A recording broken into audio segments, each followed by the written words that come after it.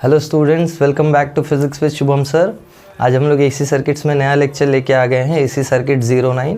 इसके पहले हमने एसी सर्किट 01 से लेके 08 तक यूट्यूब चैनल पे अपलोड किया है, जिसका लिंक डिस्क्रिप्शन बॉक्स में मिल जाएगा।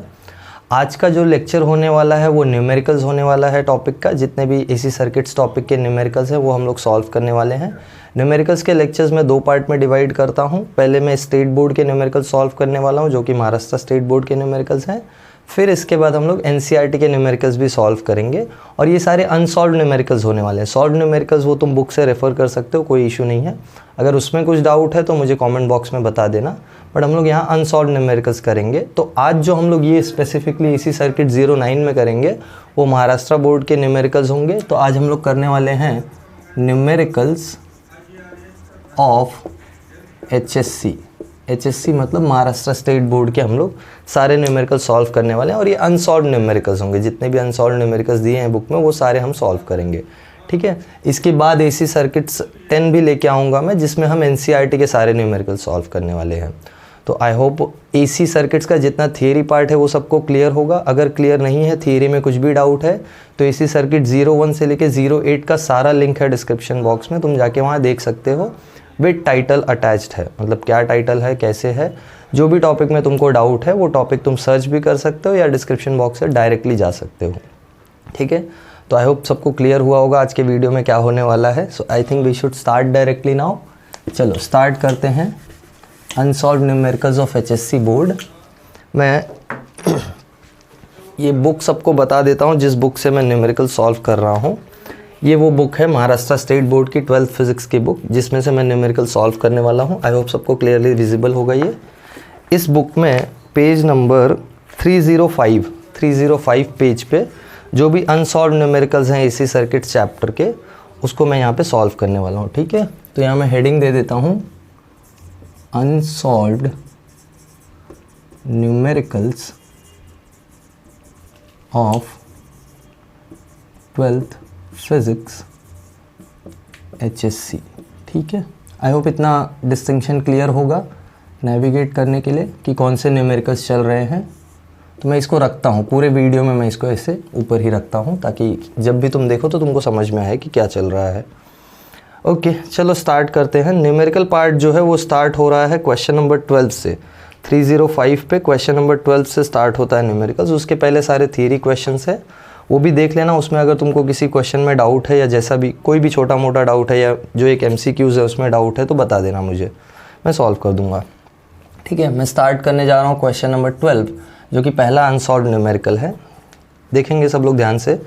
क्वेश्चन है, if the effective current in a 50 cycle AC circuit is 5 ampere, what is the peak value of the current and what is the current 1/600 second after it was 0, ठीक है।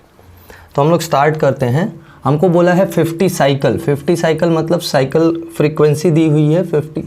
Frequency कितनी है? 50 hertz. 50 cycle AC मतलब इसका 50 hertz frequency है, और इसका current का इफेक्टिव वैल्यू है। तुमको याद है मैंने बोला था जब भी सर्किट में इफेक्टिव वैल्यू दिया होता है, या सर्किट में जब भी कोई नाम नहीं मेंशन किया होता है कि करंट का कौन सा वैल्यू है या EMF का कौन सा वैल्यू है, तो हमेशा हम RMS वैल्यू सेलेक्ट करते हैं, ठीक है। तो ये उसका RMS वैल्यू दिया है। हमको पीक वैल्यू पूछा है I0, और हमको पूछा है कि करंट की क्या वैल्यू है, मतलब instantaneous value after t is equal to 1/600 seconds, ठीक है। और एक कंडीशन ये दिया है कि इनिशियली I was 0। हमको देखो क्वेश्चन में लिखा है ना कि what is the current 1/600 second after it was 0, मतलब इनिशियली 0 था, उसके 1/600 सेकेंड के बाद करंट की क्या वैल्यू होगी वो हमको कैलकुलेट करना है। तो ये हो गया given value. Let's start with the solution. Solution देखते हैं। फ्रीक्वेंसी दिया है, RMS वैल्यू दिया है, पीक वैल्यू निकालना है और करंट का इक्वेशन निकालना है। तो पहले RMS और पीक वैल्यू का रिलेशन हमको पता है। हमको पता है IRMS is I0 by √2, isn't it? I hope it is clear. चलो फाइंड कर लेते हैं। यहाँ से हमको क्या मिल जाएगा? हमको मिल जाएगा I0 हो जाएगा √2 इंटू IRMS। √2 की वैल्यू 1.414 इंटू IRMS कितना है? IRMS है 5, ठीक है। सो 5 इंटू √2, या डायरेक्टली मैं 5 √2 लिखता हूँ, आई गेस आगे शायद काम आ जाए। लेट इट बी 5 √2 एम्पियर, ठीक है। ये हो गई मेरी पीक वैल्यू, ओके, आंसर देख लेते हैं। जो बुक में आंसर दिया है वो 5√2 दिया है या सब? ओके, सो मल्टीप्लाई करके दिया है। सो 5 × 1.414 जो कि हो जाएगा 7.07 एम्पियर। ईजी था, इसमें कोई इशू नहीं है। ठीक है, एक बार पीक वैल्यू मिल गई है तो करंट का इक्वेशन लिख सकते हैं। हमको पता है करंट इनिशियली 0 पे है, मतलब करंट का इक्वेशन जो है साइनोसॉइडल है। कौन सा इक्वेशन 0 होता है स्टार्ट पे? Sine theta. तो हमको पता है since current is equal to I0 sine omega t. ठीक है, अब ये वैल्यू निकालनी है। I0 हमको पता है, I0 है 7.07 इंटू साइन ऑफ ओमेगा हमको पता नहीं है, बट ये पता है फ्रीक्वेंसी। हमको पता है ओमेगा होता है 2 पाई इंटू फ्रीक्वेंसी, और टाइम दे रखा है 1/600। ओके, सो 1/600। ठीक है, इसको सॉल्व करते हैं। 7.07 into sine 2 pi into frequency है 50। मैं इसको पाई के फॉर्म में रखता हूँ क्योंकि एंगल मुझे पता है पाई के फॉर्म में निकल जाएगा, इंटू 1/600। ठीक है, कुछ कैंसलेशन हो रहा है, 5 12 और 2 6। ठीक है, तो हमको क्या मिलता है? देखो, हमको मिल रहा है 7.07 इंटू साइन ऑफ π/6। π/6 कितना होता है? 30, मतलब साइन 30 कितना होता है? हाफ। तो ये मिल रहा है 7.07 डिवाइडेड बाई 2, जिसका वैल्यू हो जाएगा 3.535 एम्पियर। तो ये हो गया फर्स्ट क्वेश्चन सॉल्व। ये दो वैल्यूज़ हमको पूछी थी, एक ये वैल्यू जो हमने निकाली है और एक ये वैल्यू जो हमने निकाली है। क्वेश्चन में पूछा था पीक वैल्यू कितना है। पीक वैल्यू चाहे ये आंसर लिखो चाहे ये आंसर लिखो, दोनों करेक्ट है। ठीक है, तो पीक वैल्यू पूछा था क्वेश्चन में, और हमको इंस्टेंटेनियस वैल्यू पूछा था किस टाइम इंटरवल पे? After 1/600 seconds from the start, और स्टार्ट पे करंट की वैल्यू 0 दी हुई थी। तो करंट की वैल्यू जैसे स्टार्ट के लिए 0 है तो समझ जाओ कि इक्वेशन है I0 साइन ओमेगा टी। ठीक है, तो इसलिए ये इक्वेशन हम यूज़ करते हैं। ऑलराइट, आई होप सबको समझ में आया होगा। पॉज करके नोट डाउन कर लो, फिर हम लोग नेक्स्ट वाला करते हैं।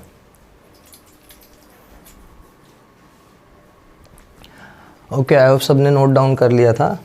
Let's do the 13th one. क्या है देखो, a light bulb is rated 100 watt for 220 volt AC supply of 50 hertz. Calculate resistance of the bulb and RMS current through the bulb. देखो, हमने कोई डिटेल में डिस्कशन किया था पावर इन LC सर्किट या power in general AC circuits में। उसका link मैं यहाँ पे डाल दूंगा, पावर इन AC सर्किट्स का। हम लोग ने डिस्कस किया था कि जब भी क्वेश्चन में पावर दिया होता है और मेंशन नहीं होता है कि कौन सा पावर है, तो हमेशा हम एवरेज पावर कंसिडर करते हैं। तो बेसिकली यहाँ पे एवरेज पावर दे रखा है P average, that is equal to 100 watt. ठीक है, और वोल्टेज जब मेजर नहीं किया होता है तो हमेशा उसको हम RMS वोल्टेज लेते हैं। So it is RMS voltage 220 volt. Frequency दे रखा है, फ्रीक्वेंसी है 50 हर्ट्ज। हमको पूछा क्या है? हमको पूछा है कि इसका रेजिस्टेंस कितना है और RMS करंट कितना है। अब ये तो प्योर रेजिस्टिव सर्किट हो गया है। प्योर रेजिस्टिव सर्किट के लिए पावर का फॉर्मूला अगर याद हो, सो इन प्योर रेजिस्टिव सर्किट हमको पता है पावर जो होता है वो एपरेंट पावर होता है, और उसका फॉर्मूला होता है ERMS इंटू IRMS। राइट, तो इसमें से दो क्वांटिटीज़ पता है, पावर एवरेज, ERMS पता है, IRMS निकल जाएगा। पावर एवरेज कितना आ रहा है? पावर एवरेज दिया है 100 इज़ इक्वल टू ERMS है 220 इंटू IRMS हमको निकालना है। यहाँ से IRMS कितना आ रहा है? देखो, IRMS आ जाएगा 100/220, यानी ये कैंसिल हो जाएगा, यानी बेसिकली दिस इज़ 5/11। ठीक है, इसको डिवाइड करो 5/11 को, कितना आ जाएगा? IRMS will be equal to 50, 11 4s are then 60, 11 5s are, मतलब 0.45 एम्पियर। ठीक है, ये आ गया RMS करंट। एक बार RMS करंट मिल गया है तो रेजिस्टेंस मिल जाएगा। कैसे? हमको पता है since average power is also IRMS का स्क्वायर इंटू R। राइट, ये होता है ना। तो पावर एवरेज दिया हुआ है, पावर एवरेज कितना है? पावर एवरेज है 100 इज़ इक्वल टू IRMS हमने अभी अभी निकाला है, तो IRMS हो जाएगा 0.45 का स्क्वायर इंटू रेजिस्टेंस R। तो यहाँ से रेजिस्टेंस R कितना आ जाएगा? यह आ जाएगा 100/0.45 इंटू 0.45। ठीक है, यही होगा ना। अच्छा, अगर जैसे इसको मैं 0.45 की जगह 5/11 रख के सॉल्व करना चाहूँ तो हो सकता है क्या? आई गेस हो तो सकता है। ठीक है, एक काम करते हैं, इसको हम लोग 5/11 ही रखते हैं तो शायद सिंप्लीफाइड लगे। मैं 5/11 ही रख के स्क्वायर करता हूँ। ठीक है, ये हो जाएगा 5/11 का स्क्वायर इंटू आर। ठीक है, इसको सिंप्लीफाई करते हैं। यहाँ से आर क्या आएगा? यहाँ से आर आएगा 100/5 का स्क्वायर हो जाएगा 25 इंटू 11 का स्क्वायर हो जाएगा 121। करेक्ट। तो ये 25 4s आर और 121 इंटू 4 कितना हो जाएगा? 400s, 21 4s are 84। So I guess it is 484 ohms. तो ये सिंपल अप्रोच है, 0.45 रख के मत करो। ठीक है, समझ में आया ना? देखो 0.45 क्वेश्चन में आंसर पूछा था कि क्या एग्जैक्ट वैल्यू है आरएमएस करंट का, और रेजिस्टेंस निकालने के लिए ज़रूरी नहीं 0.45 रख के करो। 0.45 रख के करोगे तो अननेसेसरीली कॉम्प्लिकेट हो जाएगा। ऐसे इजी नंबर्स मिल रहे हैं जो मल्टीप्लाई होकर डायरेक्ट आंसर दे देते हैं। ठीक है, सो इजी था क्वेश्चन। आई होप सबको समझ में आया होगा। पॉज करके कॉपी कर लो, फिर हम लोग नेक्स्ट वाला करते हैं। ओके, आई होप सबने नोट डाउन कर लिया है। Let's start with the next question. 14th वाला करते हैं। क्या है 14th? A 15 microfarad capacitor is connected to a 220 volt 50 hertz source. Find the capacitive reactance and the current RMS and peak in the circuit. If the frequency is doubled, what will happen to the capacitive reactance and the current? ठीक है, capacity दिया हुआ है 15 microfarad है, यानी 15 into 10⁻⁻6 farad. ऐसा unit में convert कर लिया है। RMS वैल्यू दी हुई है 220 वोल्ट्स। देखो जब भी मेंशन नहीं किया हुआ है वैल्यू को RMS ही लेना है, ये ध्यान देना, करंट और वोल्टेज की। हमको I0 या IRMS एंड I0 निकालना है। ठीक है, और क्या पूछा है? If frequency is doubled, that means if f dash is 2f, what will happen to XC and also what will happen to the current. ठीक है, चलो देखते हैं। इसको मैं डैश दे देता हूँ, इसको भी डैश दे देता हूँ। पहले हम लोग वैल्यूज़ निकाल लेते हैं। XC निकालते हैं। हमको पता है सिंस XC इज़ 1/ωc, यानी ये हो जाएगा 1/2πf इंटू सी। सब्सटीट्यूशन करते हैं 1/2 इंटू 3.14 इंटू फ्रीक्वेंसी कितना है 50 इंटू सी कितना है 15 इंटू 10⁻⁻6। ठीक है, तो ये सारा कुछ सिंप्लीफिकेशन जो बचा है। अब देखो थोड़ा यहाँ कॉम्प्लिकेटेड लग रहा है नंबर, इसको सिंप्लीफाई कैसे करोगे, क्योंकि डिनोमिनेटर में भी है। तो इसके लिए तुमको पता होगा लॉग कैलकुलेशन यूज़ करते हैं हम लोग। HSC बोर्ड वालों के लिए बोल रहा हूँ मैं, हम लोग लॉग कैलकुलेशन यूज़ करते हैं। तो ये कैलकुलेशन मैं तुम्हारे ऊपर छोड़ रहा हूँ, you will do it with the log. Log calculation से तुमको करना है। अगर तुमको लॉग कैलकुलेशन में कोई तकलीफ़ है या लॉग करने नहीं आता है तो मुझे कमेंट में बताओ, मैं लॉग कैलकुलेशन पे एक अलग से वीडियो बना दूंगा या एक वीडियो अटैच कर दूंगा जिसमें तुम लॉग सीख सकते हो। देखो लॉग कोई बड़ी बात नहीं है, तुम 5 मिनट में कोई भी वीडियो देख के लॉग सीख सकते हो कि कैसे लॉग देखना है, कैसे लॉग यूज़ करना है, कैसे एंटी लॉग लेना है, बाकी सब कुछ जो भी है लॉग में। तो लॉग सीख लो तो बहुत अच्छा हो जाएगा न्यूमेरिकल्स करने के लिए तुमको। अगर लॉग यूज़ करने नहीं आएगा तो न्यूमेरिकल्स बहुत टफ जाने वाला है तुमको। तो let me tell you beforehand, बाद में मत बोलो कि न्यूमेरिकल्स होते नहीं हैं। न्यूमेरिकल्स बहुत ईजी हैं, बस यहाँ कैलकुलेशन में आके अटक जाओगे। तो कैलकुलेशन में ना अटको, इसलिए लॉग वैल्यूज़ हैंडल करना सीख लो। मैथ्स में लॉगरिदम करके चैप्टर होगा 11th या 12th के, 11th के ही मैथ्स में होता है ऑफ कोर्स। तो लॉगरिदम करके चैप्टर में तुमको लॉग टेबल सिखाया जाता है अच्छे से, वहाँ से सीख लो। या नहीं सीखा है तो अभी जाके कोई एक वीडियो देख लो जिसमें लॉगरिदम यूज़ करना सिखाया गया है। अगर फिर भी नहीं समझ में आ रहा है तो मुझे बताओ कमेंट्स में, मैं बताता हूँ कुछ ट्रिक तुम्हारे लिए। ठीक है, ऑलराइट, लेट्स कंटिन्यू। इसको सिंप्लीफाई करके आंसर जो आता है दैट कम्स आउट एज 212। तो XC एक बार हमको मिल गया है जो कि 212 है। करंट निकालना है, ERMS दिया है तो IRMS इजीली मिल जाएगा। हमको पता है IRMS हो जाएगा ERMS अपॉन XC। ERMS कितना है? ERMS है 220 अपॉन XC कितना आया है 212। इसको सॉल्व करेंगे तो आता है 1.04 एम्पियर। ये हो गया RMS करंट। पीक करंट के लिए क्या फॉर्मूला है? पीक करंट के लिए फॉर्मूला है IRMS इंटू √2। कैसे? हमको पता है IRMS होता है I0/√2। तो ये पता होना चाहिए।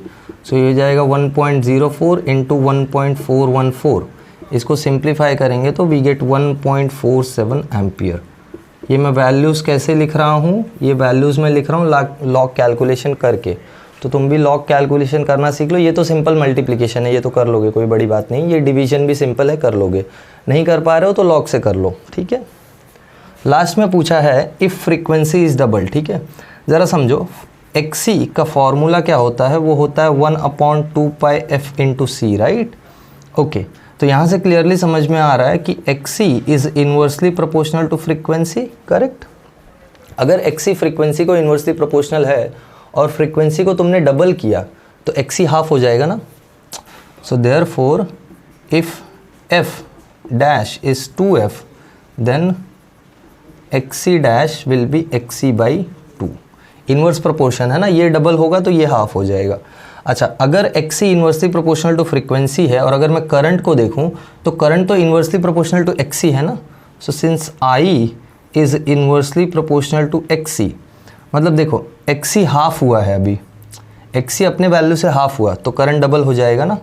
सो सिंस और if frequency is doubled XC will be halved, ठीक है, and current will be doubled. समझ में आया? देखो ना, अगर फ्रीक्वेंसी डबल हो रहा है तो XC हाफ हो जाता है, बट करंट XC को इन्वर्स प्रोपोर्शन है या करंट XC को इन्वर्सली प्रोपोर्शनल है, तो XC हाफ हो रहा है तो करंट डबल हो जाएगा, ठीक है। तो ये सिंपल सा बात है, अगर ये समझ के रखोगे तो तुमको क्लियरली समझ में आ जाएगा कि क्या क्या होता है XC और करंट के साथ। करंट डबल होता है और XC हाफ हो जाता है, ठीक है। तो ये रिजल्ट्स हमको मिले और ये फाइनल आंसर है क्वेश्चंस के लिए। एक ये पूछा था पीक वैल्यू, एक ये पूछा था RMS वैल्यू और एक XC पूछा था, और ये दो सिचुएशंस में करंट और XC का वैल्यू पूछा था, ठीक है। तो पॉज करके नोट डाउन कर लो। ऑलराइट, आई होप सबने नोट डाउन कर लिया था। नेक्स्ट क्वेश्चन करते हैं 15th। देखो क्या है 15th। An AC circuit consist of only an inductor of inductance 2 henry, मतलब ये प्योर इंडक्टिव सर्किट है, ठीक है।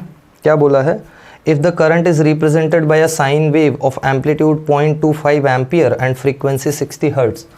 एम्पलीट्यूड दिया हुआ है करंट का 0.25 एम्पियर, फ्रीक्वेंसी दी हुई है 60 हर्ट्ज। हमको क्या बोला है, हमको पूछा है calculate the effective potential difference across the inductor where pi is 3.142। तो ये भी गिवन है 3.142। हमको इफेक्टिव EMF या इफेक्टिव पोटेंशियल डिफरेंस पूछा है। इफेक्टिव मतलब जो ओवरऑल इफेक्ट होता है वोल्टेज का, दैट इज़ RMS वोल्टेज, ठीक है।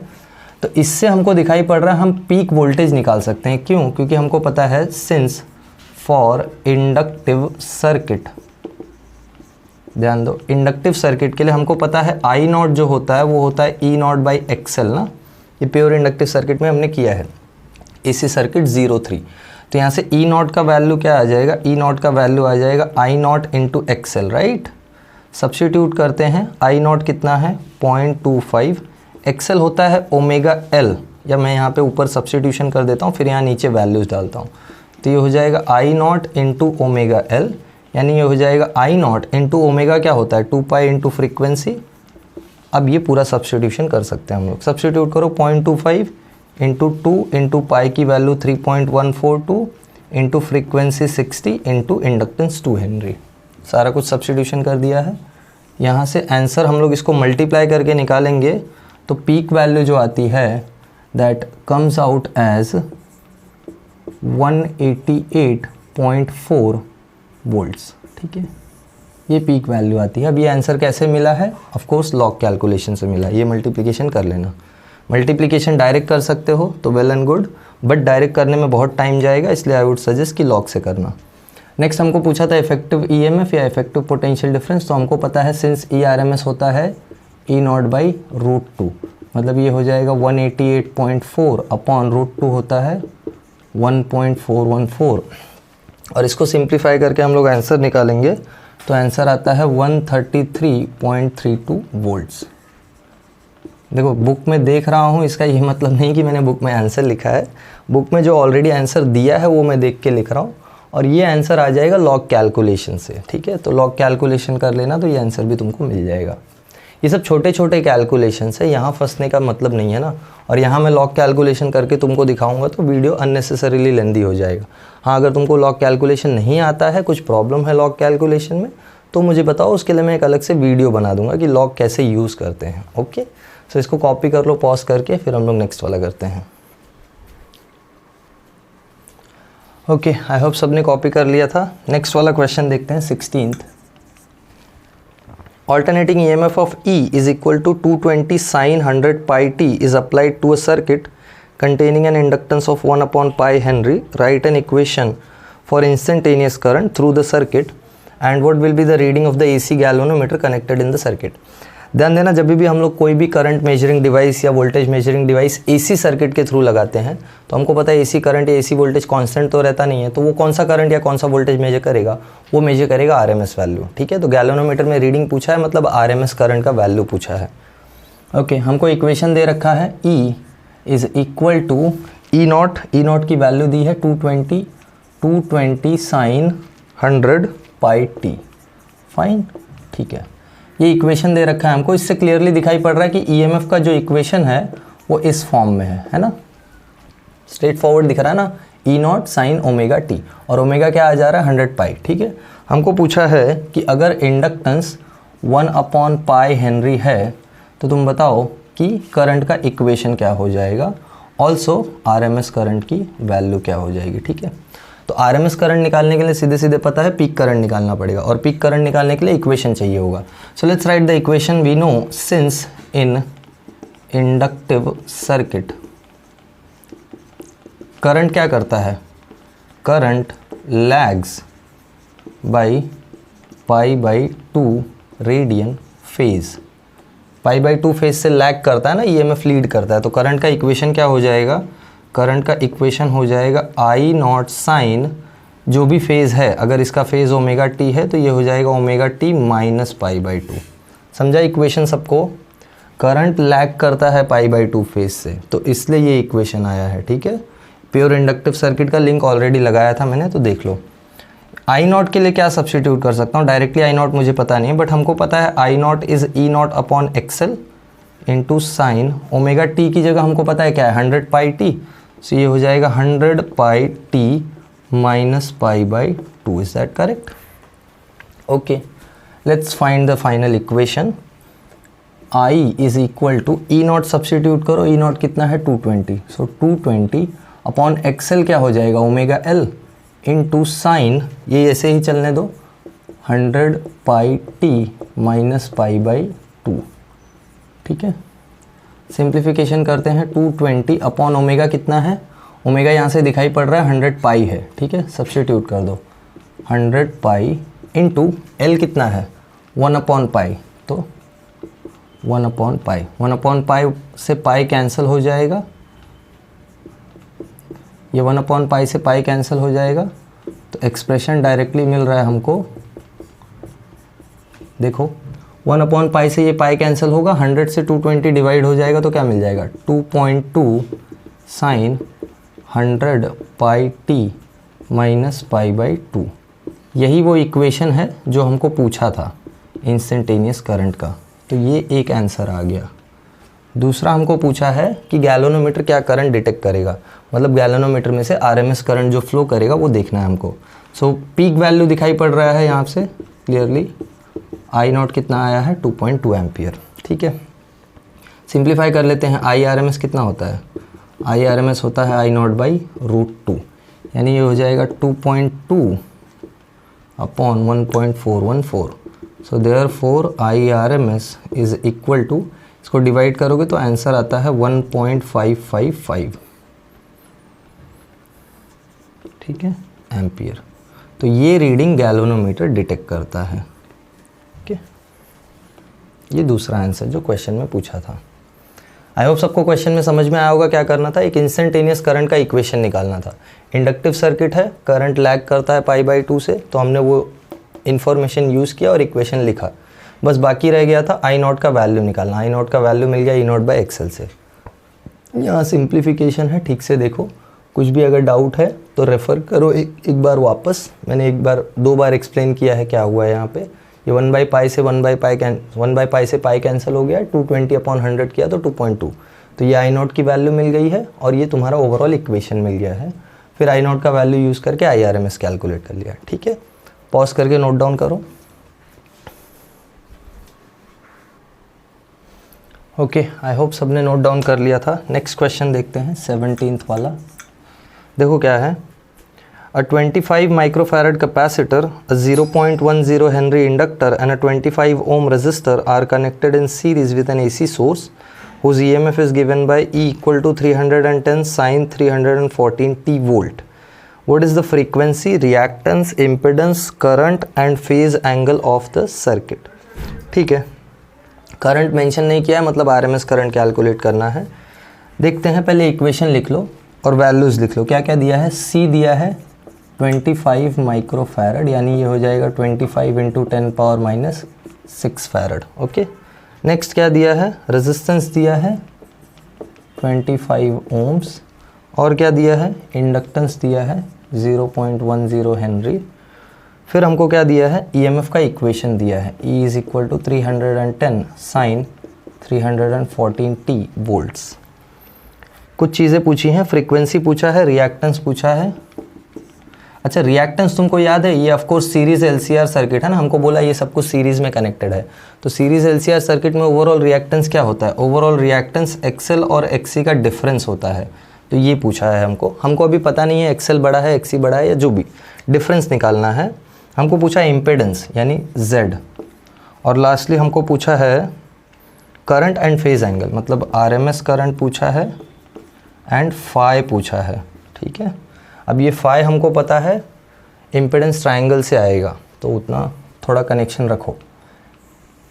इसको सॉल्व करता हूँ मैं, काफ़ी लंबा क्वेश्चन होने वाला है क्योंकि काफ़ी वैल्यूज़ पूछी हैं यहाँ पे, तो मैं सॉल्व करता हूँ। मैं एक एक ये वैल्यू रब कर दूँगा जैसे ये पार्ट फिल होगा, तो ध्यान देना। और ये चाहिए तो अभी लिख लो गिवन वैल्यू। सॉल्व करते हैं इसको। कैसे सॉल्व करेंगे? देखो, सबसे पहले तो अगर रिएक्टेंस निकालना है एक्सएल या एक्सी, तो दोनों के लिए हमको फ्रीक्वेंसी तो कंपलसरी है, क्योंकि इंडक्टिव रिएक्टेंस होता है ओमेगा एल और कैपेसिटिव रिएक्टेंस होता है 1/ωc। तो या तो फ्रीक्वेंसी निकाले हम लोग, आई गेस बिना अच्छा फ्रीक्वेंसी पूछा है ना स्ट्रेट फॉरवर्ड, ठीक है, तो फ्रीक्वेंसी तो निकालना ही है। अदरवाइज एक्सएल एक्सी चाहिए होता तो डायरेक्टली ओमेगा से काम हो जाता। ओमेगा दिखाई पड़ रहा है 314 है, कोई नहीं, चलो कैलकुलेट करते हैं। First thing we are going to calculate is omega. Omega दिया है, ओमेगा कितना है? 314। तो यहाँ से फ्रीक्वेंसी निकाल सकते हैं, since omega is 2πf that is 314। तो फ्रीक्वेंसी कितना आ रहा है? फ्रीक्वेंसी आ रहा है 314/2 इंटू पाई की वैल्यू है 3.14, राइट। ये 100 टाइम्स है, यानी ये हो जाएगा 100/2, यानी फ्रीक्वेंसी है 50 हर्ट्ज़। ओके, फ्रीक्वेंसी मिल गया हमको। ये 3.14 और 314 100 टाइम्स है ना, 100/2 इज़ 50 हर्ट्ज़। एक बार फ्रीक्वेंसी मिला, अब रिएक्टेंस कैलकुलेट करते हैं। रिएक्टेंस क्या है? Since XL difference XC will be omega L difference 1/ωc। Substitution करते हैं। ओमेगा कितना है? ओमेगा है 314। एल कितना है? एल है 0.1, डिफरेंस 1/ओमेगा है 314 इंटू सी है 25 इंटू 10⁻⁻6। देखो, अभी तक हमको पता नहीं है कि कौन सा बड़ा है कौन सा छोटा है, इसलिए मैं अभी तक डिफरेंस लिखता चला आ रहा हूँ। ठीक है, तो इसको सिंप्लीफाई करके मतलब ये तो हो जाएगा 31.4 डिफरेंस। कैसे 31.4 हुआ समझ में आ रहा है? ये 0.1 से मल्टीप्लाई है ना, सो 31.4 1/314 इंटू 25 इंटू 10⁻⁻6। इस पूरे को सिंप्लीफाई करने के लिए तुमको फिर से लॉग वैल्यू यूज़ करनी पड़ेगी या लॉग कैलकुलेशन यूज़ करना पड़ेगा। जैसे ये कैलकुलेशन तो बिना लॉग के नहीं होगा, तो ये कैलकुलेशन तुमको लॉग से करना पड़ेगा। जो भी वैल्यू आता है उसको सब्ट्रैक्ट कर दो। सब्ट्रैक्ट करने के बाद तुमको आंसर जो मिलेगा दैट विल बी 95.9 ओम्स। तो ये ओवरऑल रिएक्टेंस है एक्सएल डिफरेंस एक्सी का। ठीक है, 95.9 ओम्स का वैल्यू है। और यहाँ से क्लियरली दिखाई पड़ रहा है कि XC will be greater than XL. यहाँ 10⁻+6 आएगा ना ऊपर, तो ये वैल्यू ज़्यादा से ज़्यादा कितना जाएगा, 300 इंटू 25, 25 3 ज़ा 750, मतलब ये वैल्यू 7500 के आसपास जाएगा। 1/7500 करोगे या 1/10,000 भी किया तो 10 पावर 4 तक वैल्यू डिक्रीज़ होने वाला है, यानी 1/10 पावर 4 होगा। और 10 पावर 4 और इधर 10 पावर प्लस 6 है, मतलब 10 पावर 2, तो ये नंबर अराउंड हंड्रेड्स में जाएगा। तो अगर ये नंबर हंड्रेड्स में है, ये नंबर 31 में है, तो clearly XC is greater than XL. ठीक है, तो एक्सी ग्रेटर दैन एक्सएल है, ये पता चल गया है हमको, और एक्सी एक्सएल का डिफरेंस मिल गया है 95.9। अब हमको इम्पेडेंस कैलकुलेट करना है, तो मैं ये लेफ्ट वाला पार्ट क्लियर करता हूँ, गिवन डेटा वाला पार्ट, और हम इम्पेडेंस कैलकुलेट करेंगे। ध्यान से देखो सब लोग, थोड़ा कनेक्शन में रखो क्या चल रहा है, अदरवाइज न्यूमेरिकल लंबा है। हमको पता है इम्पेडेंस का फॉर्मूला क्या होता है, since z is equal to √r² plus XL difference XC का होल स्क्वायर। अब हमको पता है एक्सी बड़ा है ना, तो मैं डायरेक्टली एक्सी माइनस एक्सएल लिख देता हूँ का होल स्क्वायर। ठीक है, √r कितना दिया था, r दिया था 25, यस r दिया था 25, सो 25 का square plus XC minus XL कितना है 95, सो 95.9 का होल स्क्वायर। इसको सिंप्लीफाई करोगे तो ये आ जाएगा 625, और इसका स्क्वायर वैल्यू निकाल सकते हो। इसको स्क्वायर वैल्यू तुम लॉग टेबल से भी देख सकते हो, इसका स्क्वायर कितना आता है। ओके, इसका स्क्वायर देखोगे तो इट कम्स आउट एज 9196.81, और ये दोनों नंबर को ऐड करके स्क्वायर रूट लिया तो आंसर आता है 99.1। ये z वैल्यू 99.1 ओम मिल गया है हमको।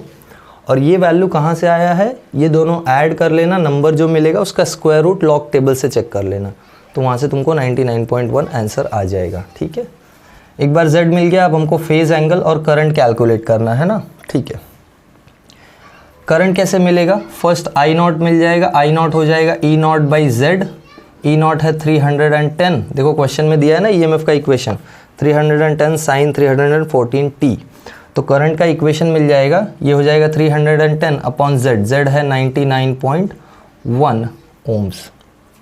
ठीक है, इसको सिंप्लीफाई करने के लिए क्या करोगे, ऑफ कोर्स ये ऑलमोस्ट 100 टाइम्स, सॉरी ये ऑलमोस्ट 100 है नंबर, और ये ऑलमोस्ट 300 है, तो इसको डिवाइड करोगे तो तुमको जो नंबर आएगा that is going to be around 3.12 ampere. ठीक है, एक बार ये पीक करंट मिल गया है तो IRMS भी मिल जाएगा, IRMS होता है I not by √2, that is 3.12 upon √2 होता है जो तुमको दे देगा आंसर जो कि गिवन है 2.21।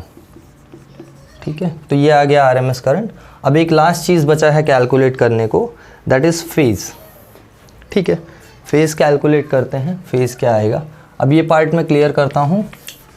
फेज़ हमको पता है, फेज़ मिलेगा इम्पीडेंस ट्रायंगल से, है ना। ओके, फेज़ मिलेगा इम्पीडेंस ट्रायंगल से, तो इम्पीडेंस ट्रायंगल ड्रॉ करते हैं। ये कैसा इम्पीडेंस ट्रायंगल है, इम्पीडेंस ट्रायंगल है,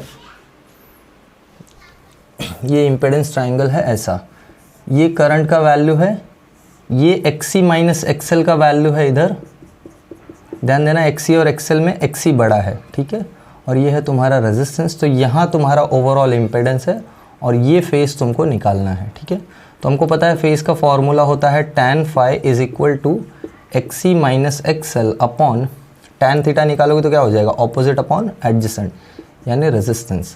सब्स्टिट्यूट करो, एक्सी माइनस एक्सएल कितना आया था हमको 95.9 डिवाइडेड बाई रेजिस्टेंस दिया है 25, ये वैल्यू हम लोग सिंप्लीफाई करेंगे तो हमको मिलता है 3.936 अराउंड, ये आ गया tan phi।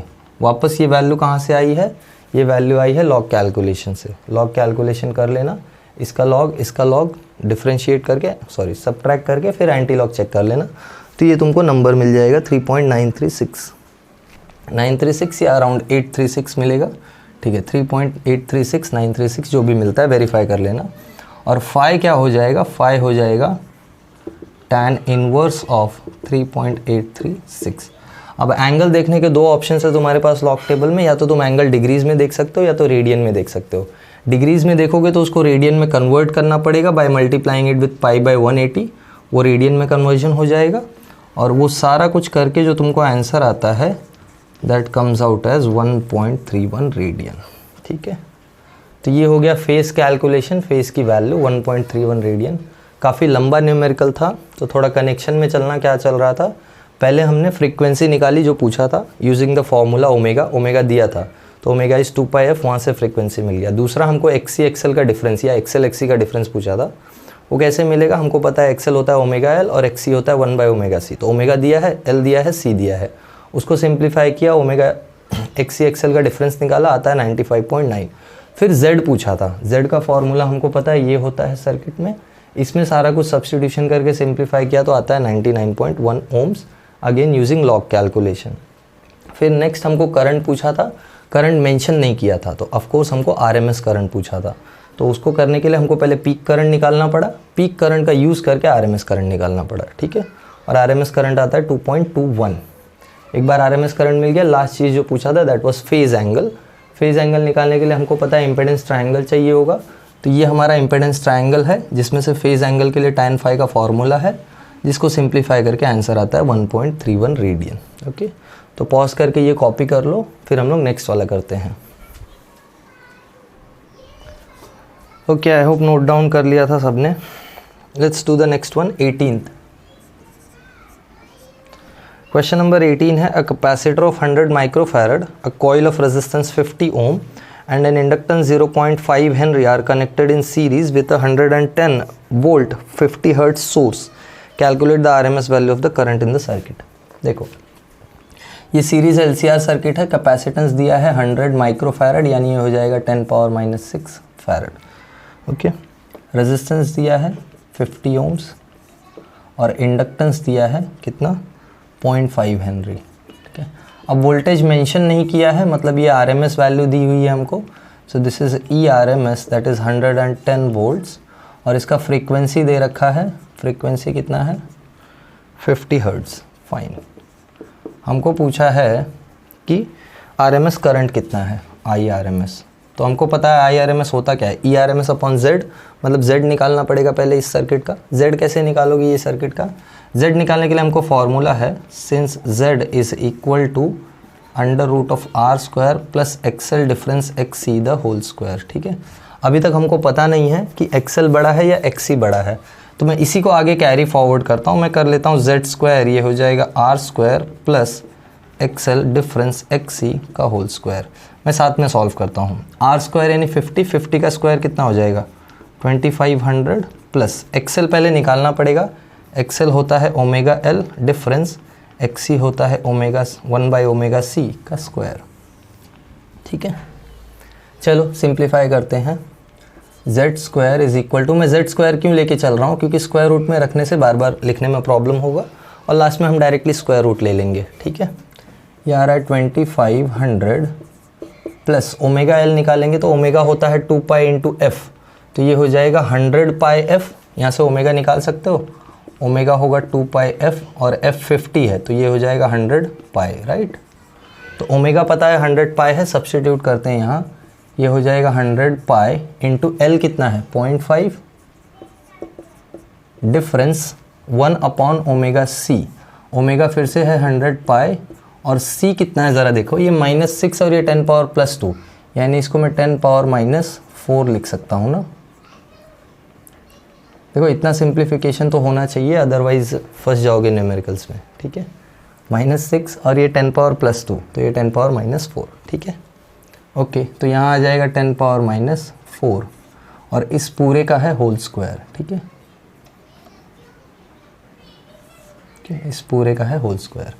चलो करते हैं, 2500 प्लस यहाँ क्या आ जाएगा 0.5 × 100, यानी ये हो जाएगा 50π डिफरेंस, यहाँ कितना आ रहा है, यहाँ आ रहा है 1/10⁻⁻4 और ये +2 वापस हो जाएगा 10⁻⁻2, यानी ये आ रहा है 10⁻⁻2 ऊपर आके हो जाएगा 10⁻+2/π का होल स्क्वायर, राइट।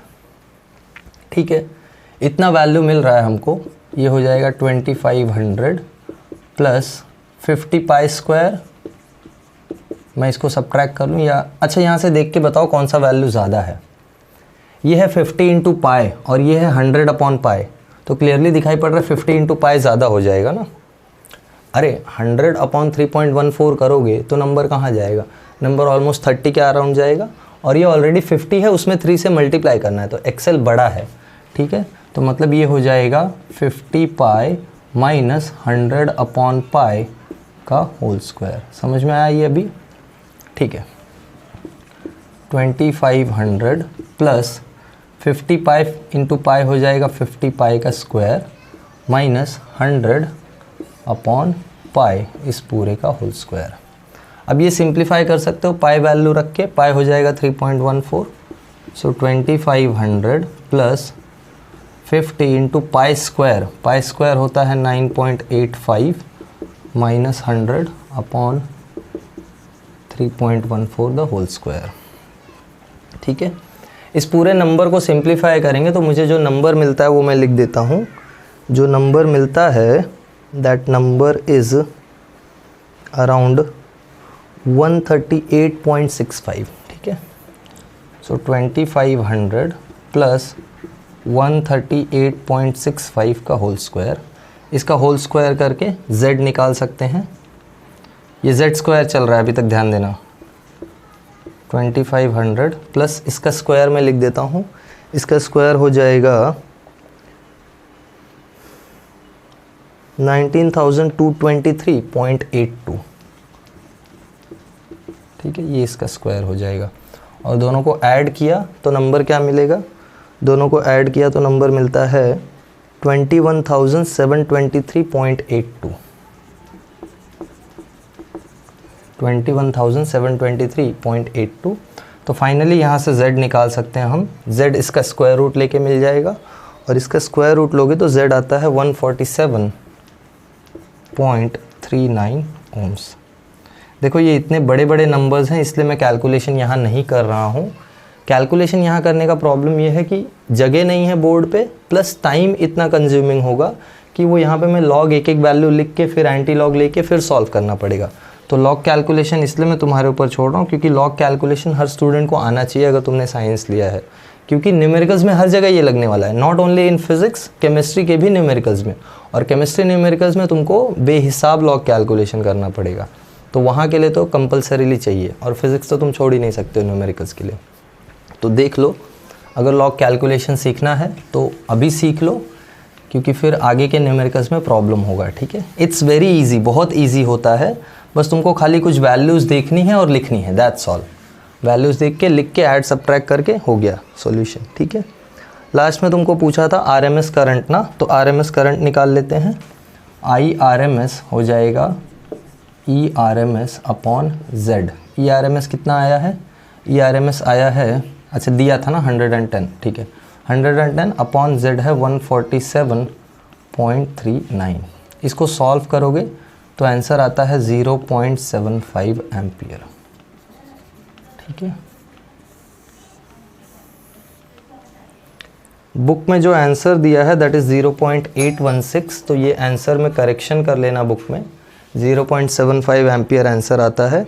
या अगर ये आंसर तुमको रॉन्ग लग रहा है तो मुझे सॉल्यूशन फॉरवर्ड करो, या मैं भी दोबारा ट्राई करता हूँ सॉल्व करने का, बट जहाँ तक है सारे नंबर से मैंने सॉल्व किया है, आंसर यही है, और करेक्टेड भी, ये आंसर करेक्टेड भी है, तो इसको बुक में करेक्शन कर लेना, ठीक है। ऑल राइट, पॉज करके कॉपी कर लो, फिर हम लोग नेक्स्ट वाला करते हैं। ओके, आई होप लिख लिया होगा। चलो नेक्स्ट वाला करते हैं। 19 क्या है, find the capacity of a capacitor which when put in series with a 10 ohm resistor makes the power factor equal to 0.5, assume an 80 volt 100 hertz AC supply.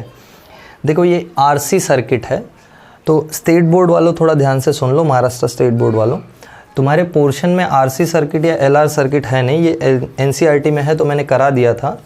मैंने लेक्चर्स में भी LR सर्किट और CR circuit अलग से एक topic ही बनाया है, AC circuit 05 या 06 करके, तो वो देख लेना। तुम्हारे पोर्शन में नहीं, पोर्शन मतलब तुम्हारे बुक में नहीं है ये, बट तुमको न्यूमेरिकल्स इस पे मिलेंगे, जैसे कि तुम्हारे बुक में ही न्यूमेरिकल दिया हुआ है RC सर्किट या CR सर्किट पे, तो इट्स बेटर कि तुम वो भी टॉपिक भी प्रिपेयर करके चलो, ठीक है। हमको दिया है कैपेसिटेंस, पूछा है हमको दिया है कि when a capacitor is put in series with a resistor 10 ohm, resistance दिया हुआ है 10 ओम। हमको क्या बोला है, पावर फैक्टर दिया है cos फाई विच इज़ 0.5। हमको पूछा है कि ERMS अगर 80 वोल्ट है और फ्रीक्वेंसी 100 हर्ट्ज़ है तो C की वैल्यू बताओ, राइट। यही क्वेश्चन है ना, find the value of, okay, find the capacity. Solve करते हैं। हमको पता है cos फाई का फॉर्मूला, since cos phi is equal to R by Z, right, है ना। R कितना है 10। अब Z क्या होता है CR सर्किट में, तो Z CR सर्किट में होता है √R² प्लस XC², ये होता है Z का वैल्यू। अब सब्स्टिट्यूशन करो, cos फाई है 0.5, so this is 0.5 is equal to 10 upon this is √R², यानी 10 का स्क्वायर प्लस XC होता है 1/ωc का होल स्क्वायर। तो दिखाई पड़ रहा है, यहाँ से और C निकालना पड़ेगा तुमको, तो काफ़ी कॉम्प्लिकेटेड होने वाला है। इसको सिंप्लीफाई करते हुए चलते हैं स्टार्ट से। कैसे सिंप्लीफाई करेंगे, ये 0.5 को मैं हाफ लिख देता हूँ, सो ये हो जाएगा half is equal to 10 upon √100 plus 1/ओमेगा कितना होता है, ओमेगा होता है 2π इंटू एफ इंटू सी का होल स्क्वायर, ठीक है।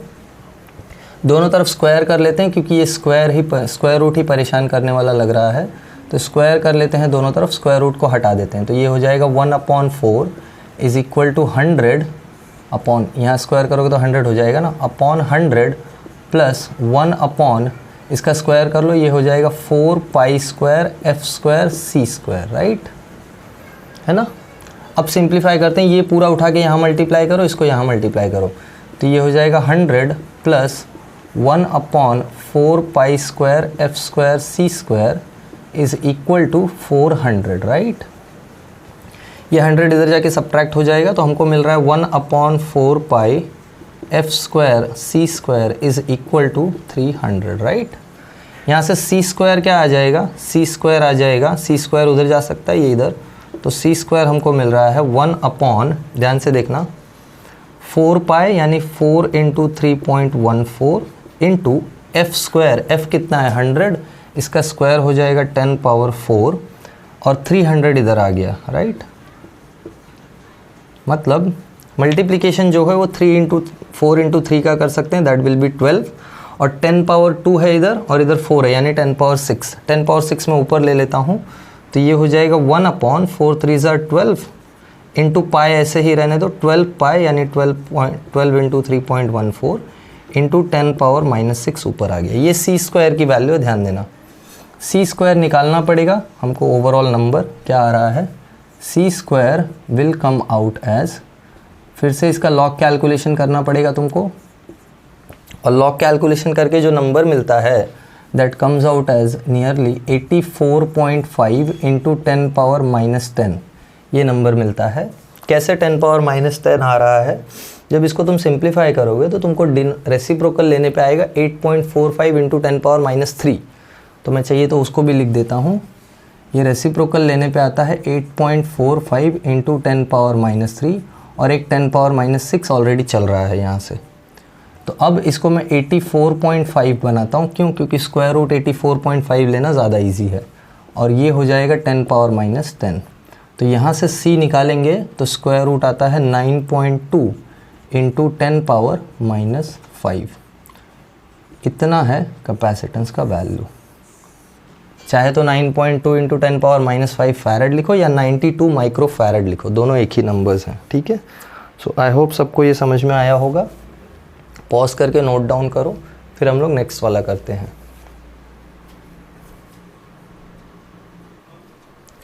ओके, आई होप सबने लिख लिया था। क्वेश्चन नंबर 20 करते हैं। ओके, क्वेश्चन नंबर 20 क्या है, देखो, find the time required for a 50 hertz alternating current to change its value from 0 to the RMS value.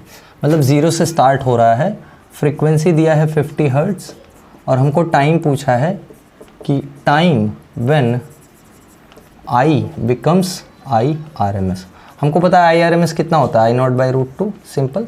अब ये करंट 0 से स्टार्ट हो रहा है, सो इक्वेशन क्या हो जाएगा, इक्वेशन हो जाएगा I = I0 sin ωt, right. हमको पता है I की वैल्यू जब I0/√2 हो जाती है तब हमको निकालना है T का वैल्यू, है ना। तो यहाँ से आई नॉट कैंसिल, यानी क्लियरली दिखाई पड़ रहा है sine omega t is equal to 1/√2। यानी यहाँ से ओमेगा टी कितना आ रहा है, ओमेगा टी आ रहा है साइन इनवर्स 1/√2। साइन की कौन सी वैल्यू 1/√2 होती है, 45 या π/4। तो यहाँ से ओमेगा टी को मैं 2πf लिख देता हूँ, 2πf इंटू टी इस π/4। ये पाई से पाई कट गया, छोड़ दो इसको। 2 इंटू एफ फ्रीक्वेंसी 50 है, यानी 2 into 50 into t is equal to 1/4, यानी 50 इंटू 200, यानी टी कितना आ रहा है 1/400। ठीक है, कैसे सॉल्व करोगे आगे, 1/4 का रेसिप्रोकल ले लो, ये होता है 0.25। सो ये हो जाएगा 0.25 इंटू 10 पावर कितना आ रहा है, 4 का रेसिप्रोकल 0.25 है, तो ये 400 है, यानी 10 पावर -2। तो इसको मैं लिख सकता हूँ 2.5 इंटू 10 पावर -3 सेकेंड्स या 2.5 मिली सेकेंड्स। ये आ गई टाइम की वैल्यू। ठीक है, इजी क्वेश्चन था, बस ध्यान देना क्या दिया है क्वेश्चन में और क्या वर्ड्स यूज़ किया है। हमको बोला है 0 से RMS जा रहा है, मतलब इनिशियली 0 है तो इक्वेशन साइनोसॉइडल है। ठीक है, बस इतना ध्यान में रखोगे तो इजी क्वेश्चन है, जल्दी हो जाएगा। पॉज करके नोट डाउन कर लो, फिर नेक्स्ट वाला करते हैं। Okay, I hope note down किया सबने। चलो नेक्स्ट वाला करते हैं, ज़्यादा फास्ट तो नहीं हो रहा है। Question number 21, calculate the value of capacity in picofarad which will make 101.4 micro henry inductance to oscillate with frequency of 1 megahertz. मतलब LC ऑसिलेशन का फ्रीक्वेंसी दिया हुआ है, ध्यान देना 1 मेगाहर्ट्ज़। 1 मेगाहर्ट्ज़ यानी हो जाएगा 10⁶ हर्ट्ज़। ठीक है, पिकोफैरड में वैल्यू निकालनी है हमको। इंडक्टेंस दिया हुआ है, इंडक्टेंस कितना है, इंडक्टेंस है 101.4 हेनरी, सॉरी माइक्रो हेनरी है ना, यानी 10 पावर -6 हेनरी। ठीक है, हमको फॉर्मूला पता है, फ्रीक्वेंसी ऑफ LC ऑसिलेशन होता है 1/2π√LC। जिसको ये फॉर्मूला नहीं पता है, हमने पिछला वीडियो ही LC ऑसिलेशंस पे बनाया है डिटेल में, तो वो चेक कर सकते हो। यहाँ मैं लिंक अटैच कर देता हूँ। ठीक है, LC ऑसिलेशंस का सब्स्टिट्यूट करो। फ्रीक्वेंसी है 10⁶, 1/2 into 3.14 into root of L कितना है, L सब्स्टिट्यूट करते हैं, L है 101.4 इंटू 10 पावर -6 इंटू C हमको कैलकुलेट करना है। ये स्क्वायर रूट परेशान कर रहा है, स्क्वायर कर लेते हैं। तो यहाँ आ जाएगा 10⁻12 इज इक्वल टू 1/4 इंटू इसका square 9.85 into 101.4 into 10 power -6 into C। तो C को इधर ले लो, बाकी सब इधर ही रखो। तो C इज इक्वल टू क्या आ रहा है, 1/4 इंटू 9.85 इंटू 101.4 इंटू 10⁻6, और ये 10 पावर -12 इधर जाके, सॉरी +12 इधर जाके 10 पावर -12 हो जाएगा। तो ये 10 पावर -12 मैं ऐसे ही रखूँगा, क्यों, क्योंकि मुझे पता है आंसर पिकोफैरड में चाहिए ना, तो 10 पावर -12 ऐसे ही रख सकते हैं। और सिंप्लीफाई करना पड़ेगा, इसका रेसिप्रोकल वगैरह लेना पड़ेगा। मैं नीचे नंबर बता देता हूँ। नीचे नंबर जो आता है इनको मल्टीप्लाई करके that comes out as 3999.5 into 10 power -6 nearly, और ये हो जाएगा 10 पावर -12। तो ये अराउंड 4 है, ऑफकोर्स 4000 के आसपास है ना ये नंबर। ठीक है, तो 4 का रेसिप्रोकल होता है 0.25, हमने पिछले ही क्वेश्चन में किया टाइम के केस में। तो 0.25 यानी आंसर अराउंड 2.5, 250 या 249। तो आंसर जो दिया है वो 249 दिया है, और ऑफकोर्स 249 के आसपास ही आएगा। तो आंसर जो हमको मिलता है वो मिलता है, यहाँ से रेसिप्रोकल देखोगे तो ये हो जाएगा 249.5 इंटू 10 पावर कितना आएगा, ज़रा ठीक से समझो। इसमें पहली बात तो इसको मैं अगर मैं 0.3 करूँ तो ये आंसर आता था 2.49, इसको मैं 0.399 करूँ तो ये आंसर आएगा 2.249। बट अगर मैंने इसको 2.49 किया तो मैंने और 10 पावर 2 बढ़ाया, यानी 10 पावर -6 एक एक्स्ट्रा दिया है, और ये 10 पावर -6 ऊपर आके +6, और ये 10 पावर -12 साथ में चल रहा है। ये रेसिप्रोकल का 10 पावर आया, और ये ऑलरेडी 10 पावर था, ऊपर आके प्लस हो गया, और ये 10 पावर माइनस 12 साथ में चल रहा है, यानी आंसर आता है 249.5 इंटू 10 पावर माइनस 12 फैरड, जो कि है 249.5 पीको फैरड। -12 को पीको बोलते हैं, 10 पावर माइनस 12 को हम पीको बोलते हैं। तो ये ध्यान देना, यही पूछा था तुमको। ओके, पॉज करके कॉपी कर लो, फिर हम लोग नेक्स्ट वाला करते हैं। ओके, आई होप सबने लिख लिया था। चलो क्वेश्चन नंबर 22, लास्ट के 2 क्वेश्चंस बचे हैं। आई नो वीडियो बहुत लंबा हो गया है, बट ठीक है, सारे न्यूमेरिकल्स हम लोग कर रहे हैं ना। देखो अनसॉल्व न्यूमेरिकल्स तुमको रेयरली कहीं मिलेंगे, तो इसलिए मैंने डिसाइड किया कि मैं सारे अनसॉल्व न्यूमेरिकल्स डालूं, ताकि जो भी प्रॉब्लम है स्टूडेंट्स का वो एक साथ में एक जगह पे सॉल्व हो सके। ऐसा नहीं कि तुम अनसॉल्व न्यूमेरिकल्स के लिए परेशान रहो यहाँ वहाँ, यहाँ एक्सप्लेनेशन के साथ तुमको मिल रहा है। ठीक है, मैं ट्राई करूँगा इसका सॉल्यूशन भी अपलोड कर दूँ, उसका लिंक मैं डाल दूँगा अगर हो सके तो। मैंने फ़िलहाल कोई वेबसाइट तो बनाया नहीं है, बट मैं देखता हूँ गूगल ड्राइव का ही लिंक डाल दूँगा। ठीक है, ऑलराइट। क्वेश्चन 22 देखते हैं। A 10 microfarad capacitor is charged to a 25 volt of potential. The battery is disconnected and a pure 100 millihenry coil is connected across the capacitor so that LC oscillations are set up. Calculate the maximum current in the coil. Okay, maximum current निकालना है। तो पहले capacitance दिया है, capacitance कितना दिया है 10 microfarad, यानी 10 इंटू 10 पावर माइनस 6 फैरड। और क्या बोला है, कितने वोल्टेज से चार्ज किया है इसको, 25 वोल्टेज से चार्ज किया या 25 वोल्ट से चार्ज किया है। Battery is disconnected and a pure 100 milli henry, यानी L की वैल्यू दी है 100 into 10 power minus 3 henry. Disconnected, LC oscillation set हो गया है, मैक्सिमम करंट निकालना है, यानी I नॉट निकालना है। देखो एनर्जी कॉन्जर्वेशन अप्लाई होगा यहाँ भी, हमने पिछले वीडियो में बताया LC ऑसिलेशंस में जो एनर्जी कैपेसिटर के पास होती है, LC ऑसिलेशंस में कैपेसिटर वही एनर्जी इंडक्टर के पास ट्रांसफ़र करता है in the form of current. तो अगर मैं कैपेसिटर की एनर्जी निकाल लूँ कि कितनी कैपेसिटर की एनर्जी है, तो वही सेम एनर्जी इंडक्टर भी यूज़ करेगा, और इंडक्टर की अगर एनर्जी मुझे पता है तो इंडक्टर का इंडक्टेंस मुझे पता है, वहाँ से हाफ LI² फार्मूला यूज़ करके मैं I निकाल सकता हूँ। तो कैपेसिटर की एनर्जी कितनी होती है, कैपेसिटर की एनर्जी अपने को पता है, since energy stored in capacitor, ये कितना हो जाएगा, ये हो जाएगा हाफ CV² या हाफ CV² पोटेंशियल का पोटेंशियल के साथ में फार्मूला है ना। 3 फार्मूलाज बताए थे मैंने, Q²/2C, half CV², half Q into V। तो सिंस ये 2 वैल्यूज़ हमको पता है तो ये 2 यूज़ कर लेते हैं। ये हो जाएगा हाफ इंटू C कितना है 10 पावर माइनस 6 इंटू 10 है ना, यानी ये हो जाएगा 10 पावर माइनस 5 इंटू V का स्क्वायर कितना हो जाएगा, V का स्क्वायर हो जाएगा 625, राइट। मतलब ये है 625/2 इंटू 10 पावर माइनस 5, यानी यहाँ से आ जाएगा 312.5 इंटू 10 पावर माइनस 5 जूल। ये एनर्जी कैपेसिटर के पास है, ठीक है। अब यही एनर्जी इंडक्टर ले लेगा जब LC ऑसिलेशन होगा और मैक्सिमम करंट सेट होगा, तो ये सेम एनर्जी इंडक्टर के पास चली जाएगी। So will use since energy in inductor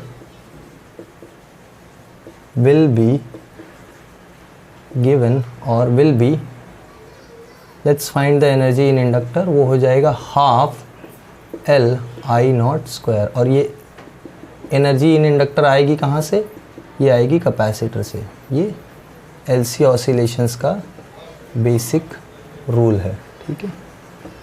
alright, substitute करते हैं। एनर्जी इन इंडक्टर भी इतनी ही है, 312.5 into 10 power minus 5 equal to half L कितना है, L है 100 इंटू 10 पावर माइनस 3, ये 10 पावर प्लस 2, ये माइनस 3, यानी कितना आ जाएगा 10 पावर माइनस 1। तो ये है 10 पावर माइनस 1 इंटू I0 का स्क्वायर, राइट। हमको I0² निकालना है। ये 2 यहाँ मल्टीप्लाई कर देता हूँ और 10 पावर माइनस 1 यहाँ ले लेता हूँ, जो भी है। 2 यहाँ मल्टीप्लाई करोगे तो ये हो जाएगा 625 को 2 से डिवाइड किया तो ये आया, तो 2 से मल्टीप्लाई करोगे तो ये हो जाएगा 625 इंटू, यहाँ 10 पावर माइनस 5 है और यहाँ माइनस 1 है, इधर आके कितना हो जाएगा ये 10 पावर, ये हो जाएगा 10 पावर माइनस 4। ये है I0 का स्क्वायर, राइट, करेक्ट। तो यहाँ से I0 कितना आ जाएगा, I0 आ जाएगा 625 का स्क्वायर 25 इंटू 10 पावर -4 का स्क्वायर -2, यानी आई नॉट आ रहा है 0.25 एम्पियर। इजी क्वेश्चन था। एलसी ऑसिलेशन का कॉन्सेप्ट पता है तो एकदम इजी है। जो एनर्जी कैपेसिटर के पास है वही इंडक्टर ले लेता है, या वही एनर्जी कैपेसिटर इंडक्टर को ट्रांसफ़र कर देता है in setting a current in the inductor. ये मैंने लास्ट लेक्चर में अच्छे से एक्सप्लेन किया है। ओके, पॉज करके नोट डाउन करो, फिर हम लोग नेक्स्ट वाला करते हैं जो कि लास्ट क्वेश्चन है। Okay, let's do the last question everyone. 23rd, a 100 microfarad capacitor is charged with a 50 volt source supply, then source supply is removed and the capacitor is connected across an inductance, as a result of which 5 ampere current flows through the inductance. Calculate the value of the inductance. वापस LC oscillations का case है, but इस बार हमको current की value दे दी है, inductance पूछा है। ठीक है, कैपेसिटेंस कितना दिया है? कैपेसिटेंस इज 100 माइक्रोफैरड, यानी ये हो जाएगा 100 इंटू 10 पावर -6 फैरड। हमको बोला है कि वोल्टेज जिससे चार्ज किया वो 50 वोल्ट है, और करंट जो सेट होता है सर्किट में मैक्सिमम वो 5 एम्पियर है। तो इंडक्टेंस की वैल्यू निकालो। फिर सेम फंडा, हम लोग एनर्जी निकालेंगे कैपेसिटर का, यही एनर्जी इंडक्टर के पास जाएगी, और इंडक्टर की एनर्जी से हम लोग करंट इंडक्टेंस कैलकुलेट कर लेंगे। Let's solve it. Since energy in capacitor will be, कितनी हो जाएगी एनर्जी? एनर्जी होती है, हमारे पास क्या क्या कंपोनेंट्स है, हमारे पास है सी और वी, तो इसके फॉर्म में एनर्जी निकालते हैं। ये हो जाएगा half C V square. Substitute करो, हाफ सी कितना है? 10 पावर -6 और +2 यानी -4 इंटू वी स्क्वायर कितना हो जाएगा? 50 का स्क्वायर यानी 2500। ठीक है, ओके। ये 10 पावर 2 और ये -4 यानी 10 पावर -2, यानी यहाँ से कितना आ रहा है? ये 25/2 इंटू 10 पावर -2, यानी ये आ रहा है 12.5 इंटू 10 पावर -2 जूल्स। ये आ गई एनर्जी कैपेसिटर की। ये सेम एनर्जी इंडक्टर लेके रखेगा जब उसमें 5 एम्पियर का करंट फ्लो करेगा। So will find since energy in inductor will be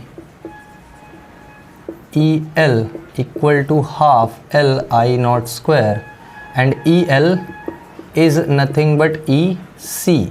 तो सब्स्टिट्यूट करो, EC कितना आया है? EC आया है 12.5 इंटू 10 power -2 is equal to half. L निकालना है, I नॉट 5 है तो 5 का स्क्वायर हो जाएगा 25। Is that correct? ओके, ये 2 से यहाँ मल्टीप्लाई करो तो ये हो जाएगा 25 into 10 power -2 is equal to L into 25। 25 cut गया, बचा क्या? 10 पावर -2, यानी L आता है 10 पावर -2 हेनरी। या इसको मैं लिख सकता हूँ, और क्या कर सकते हैं, इसको मैं 10 बना सकता हूँ ना। आंसर कितना है? 0.01 है ना, तो ठीक है 0.01 हेनरी। मुझे लगा मिली हेनरी में पूछा होगा तो मिली हेनरी भी बना सकते हैं। ओके, कोई प्रॉब्लम नहीं है। यहाँ अपने सारे न्यूमेरिकल्स ख़त्म होते हैं फाइनली। HSC बोर्ड के ऑलमोस्ट 15-16 न्यूमेरिकल्स थे जो हमने सारे किए हैं। Each numerical step by step यहाँ पे हम लोग ने कंप्लीट किया है। तो वीडियो को और लंबा ना करते हुए I will just stop it here. Thank you for watching the video. Bye everyone.